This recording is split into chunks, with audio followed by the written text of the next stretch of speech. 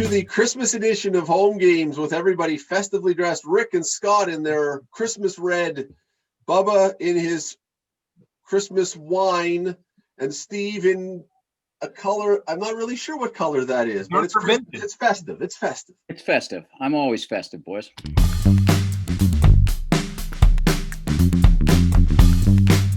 We've heard about the all-Canadian division in the NHL, all 7 Canadian teams playing in Canada, all COVID stuff related. But now, Rick, we're hearing reports that there may be problems with this because of COVID, because of arenas, and the all-Canadian division may never set foot or skate in Canada.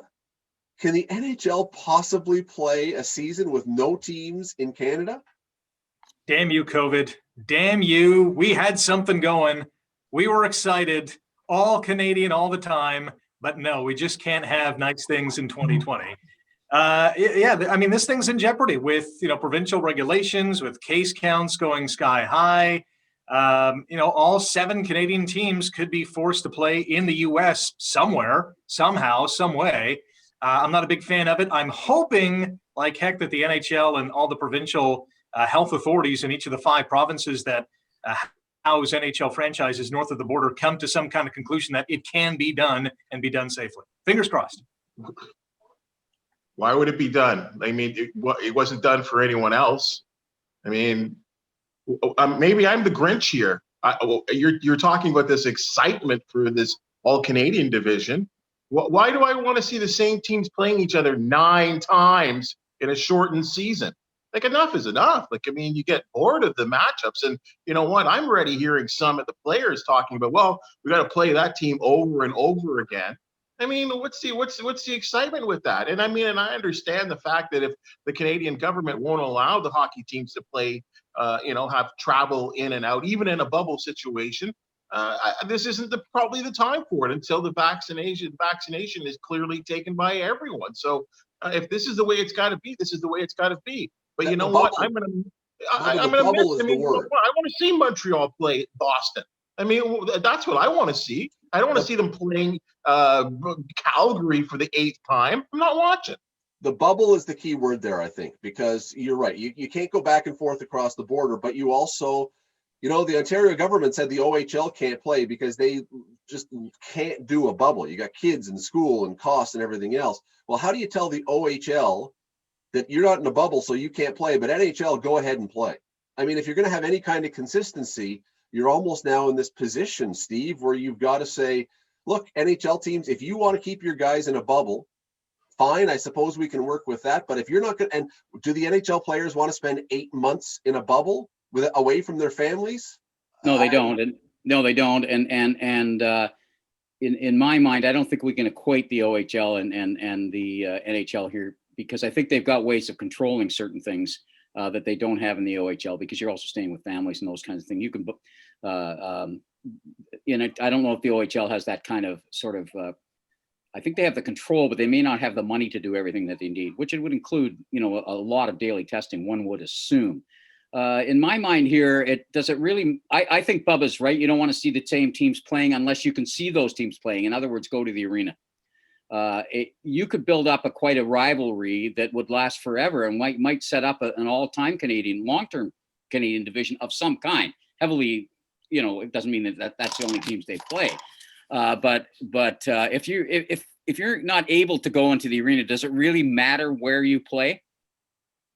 I think the fact of the matter is that it's much different than the OHL or the Q or the WHL, because players aren't integrating with families. They're not going to school. They're insulated to an extent. There's going to be a lot of contact tracing and testing. We know that. The NHL has boatloads of money to spend in that regard and is willing to do so. The bubble format is not going to work.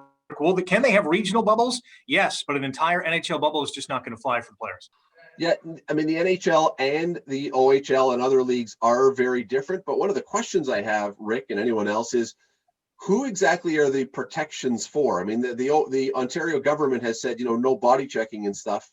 That's clearly about the players. But how much of this is about the fans? And if you're going to be consistent and say no fans in OHL arenas, then how do you allow fans? I mean, to me, it's about consistency and about painting a consistent message about protection and whatever else. And I just don't know how you do it with one and not the other, unless As Steve said, the NHL is going to pay tons of money and do a whole bunch of other things that the other leagues can't possibly do. Well, I don't think it's just the consistency between the OHL and the NHL. It's the consistency between the NHL and other businesses.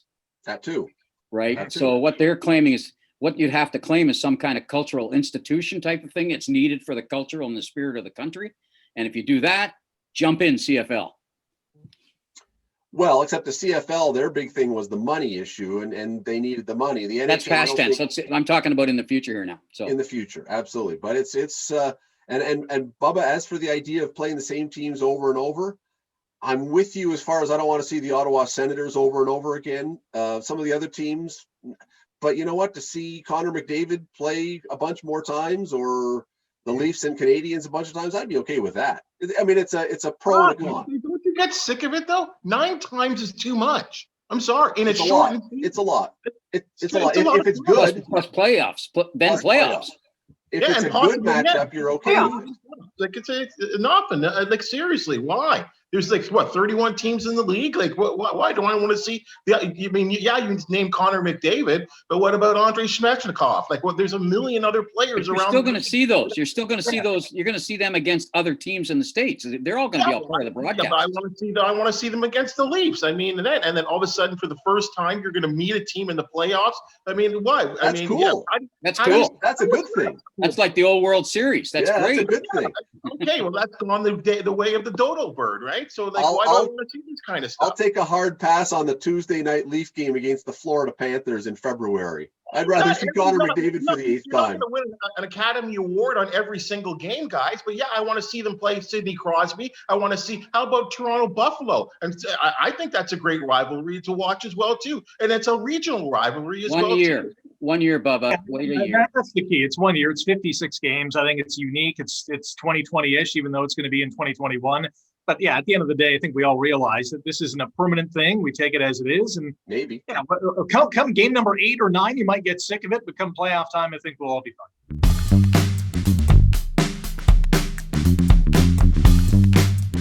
ESPN had a fascinating report the other day about the Houston Rockets and James Harden. And the short form of it was, whatever James Harden wants to do, James Harden does. That's been he gets to go partying on off days and everything else. He's a superstar. But it raises some questions now, because clearly there's some issues within this organization. Is this the start of teams, and not just in the NBA, I mean teams in sports, reining in their superstars a little bit and demanding a little less preferential treatment? Or are we going to see even more of this going forward? Because with free agency and massive contracts and everything, if you want guys to join your team, you've pretty much got to promise them, yeah, do whatever as long as you come and play for us. Where will it go? Well, look what the owner for the LA Clippers did to acquire the likes of Kawhi Leonard and Paul George. I mean, we'll use the NBA for the example here. But I know, and James Harden might be to the extreme, but you had a general manager that was recently fired that did everything to lure him to Houston. So that meant money and probably some power in terms of what was going on in the team. And I think that's where the superstar mentality comes from. And these guys are making tremendous money. And we've also reached a time in sports history where I think where a lot of the athletes are equal in terms of what they want to do on and off the floor compared to, maybe 20 years ago. Times have changed. The athlete's mentality has changed. So this doesn't really surprise me. But beware. I know a lot of people pick on the NBA and the NBA stars. I'm seeing this in the National Hockey League. And it's certainly happening in baseball and has been going on in football for years as well, too. The superstars are the superstars. Fans pay to see them, not the owners or the general managers or the coaches.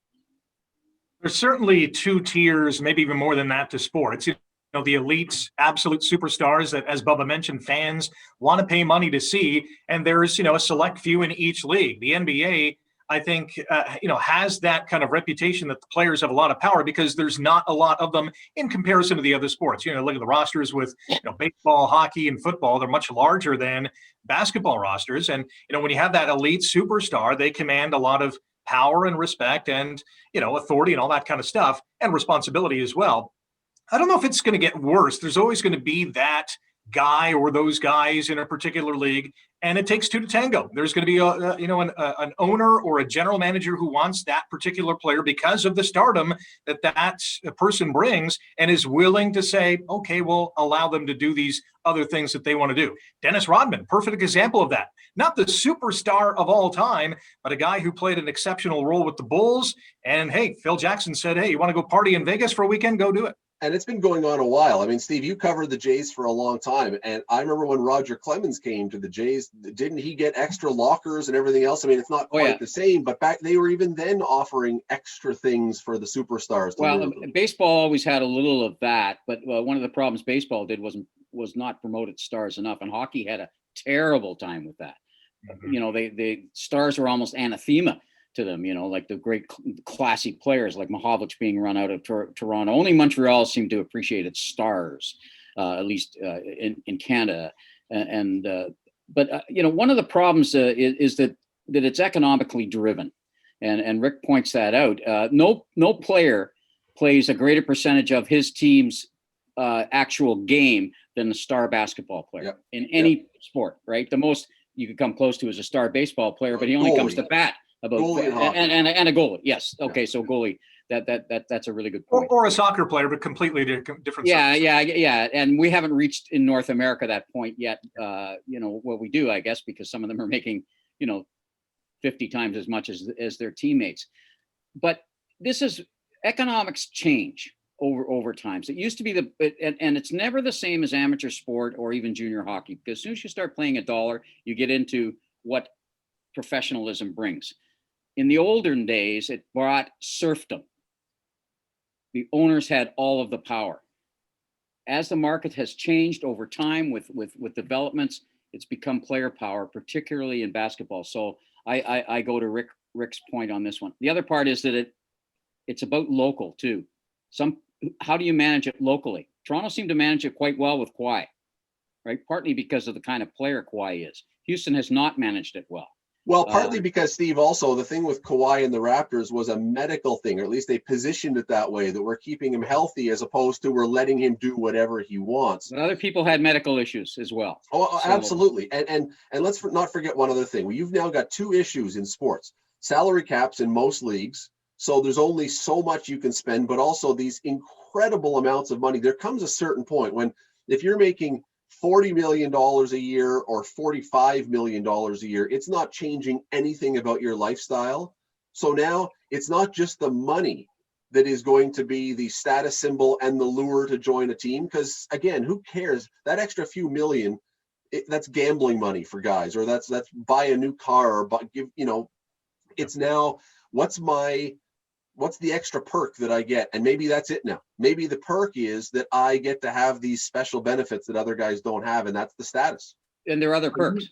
Playing in a good hockey market, for instance, is important to some people. Playing in a hot hockey market, whether the team's any good or not, is important to others. Or winning.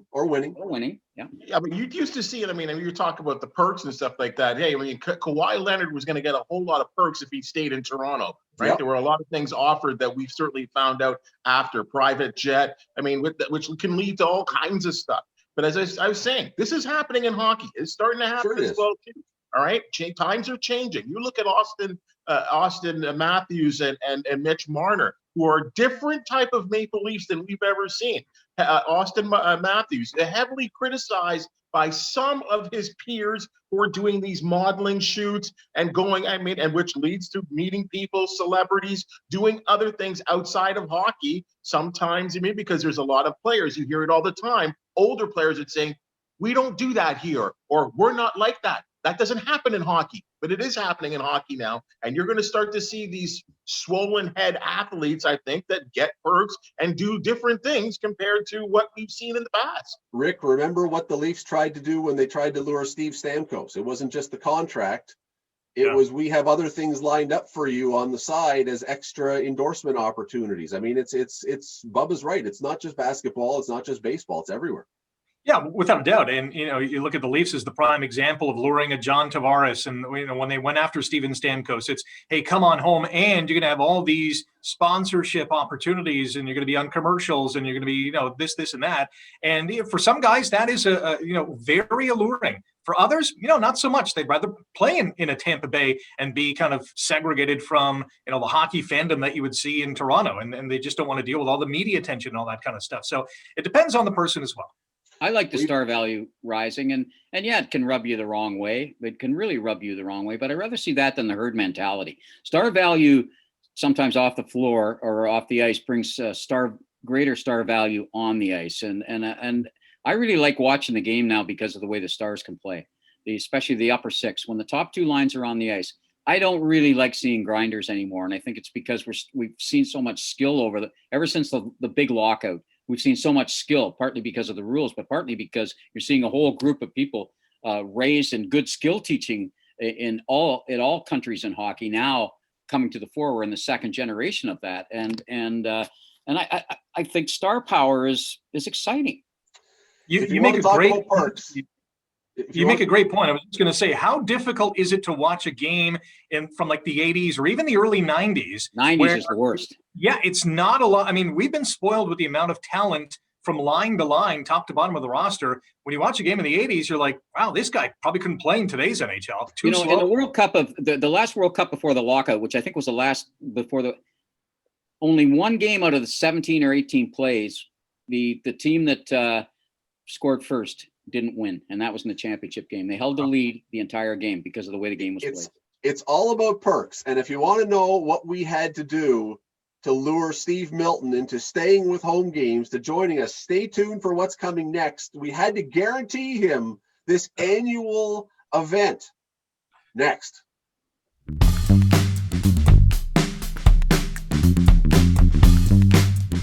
For the first time ever, the Home Games crew will regale you with a musical rendition of their next topic. We'll see. You may want to get yourself a stiff beverage, load up the eggnog. Where's mine? Yeah, exactly. It is time as we move into Christmas, hence the first ever Home Games wardrobe change. It is time for the 12 days of 2020 Christmas.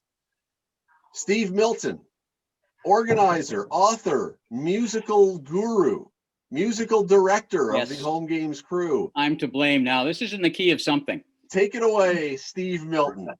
On the first day of Christmas, the sports world gave to me Olympic breakdance coming to Perry.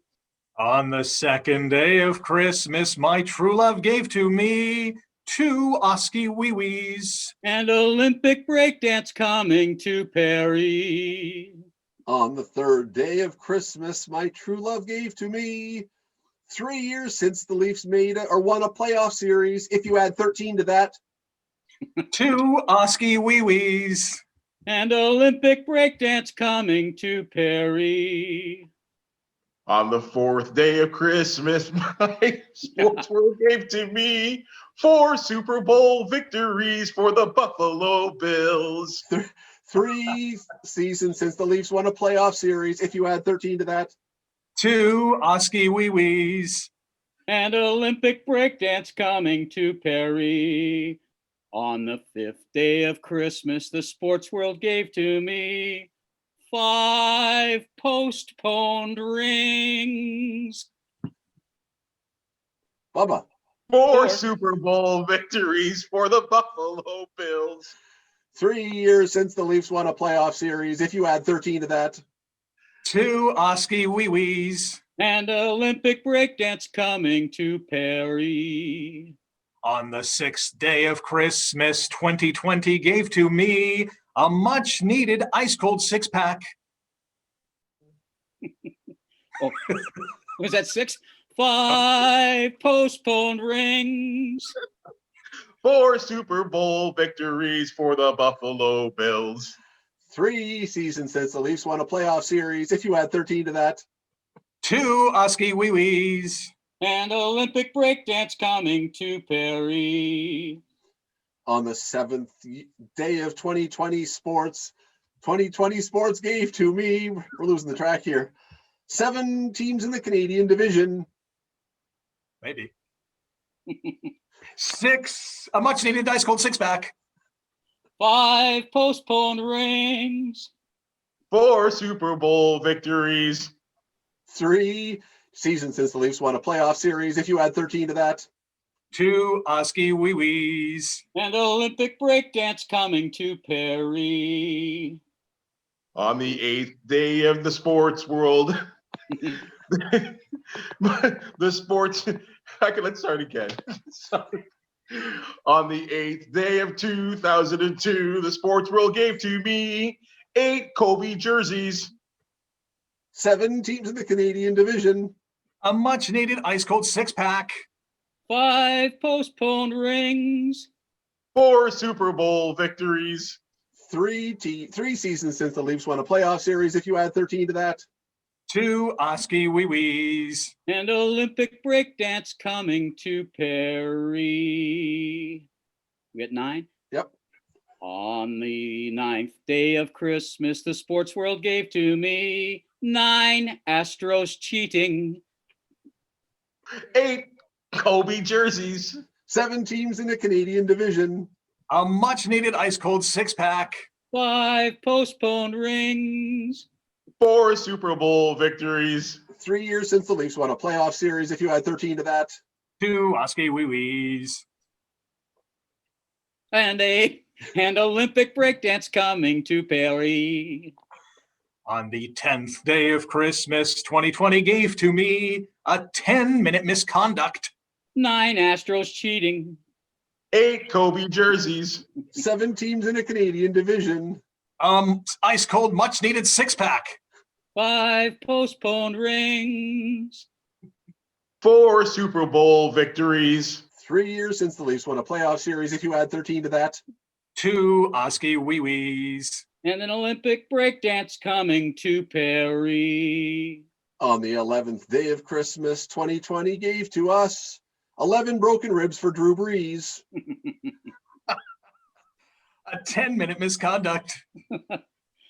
9 Astros cheating. 8 Kobe jerseys. 7 teams in the Canadian division.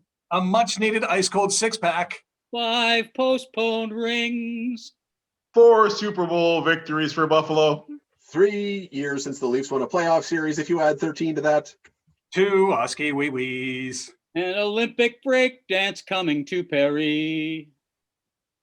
On the 12th day of Christmas, the sports world gave to me the 12th fan in Seattle. 11 broken ribs for Drew Brees. A 10-minute misconduct. 9 Astros cheating. 8 Kobe jerseys. 7 teams in the Canadian division. A much needed 6-pack, one of which I've already drunk. 5 postponed rings. 4 Super Bowl victories for Bills fans. 3 years since the Leafs won a playoff series. If you add 13 to that. 2 Oski Wee Wees. Hopefully in And everybody. 2021.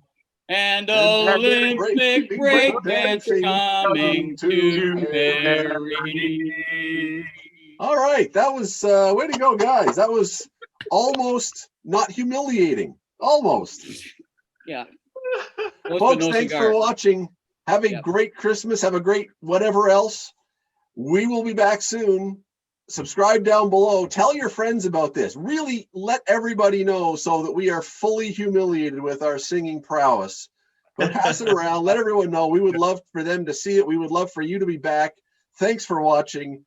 We'll talk to you soon.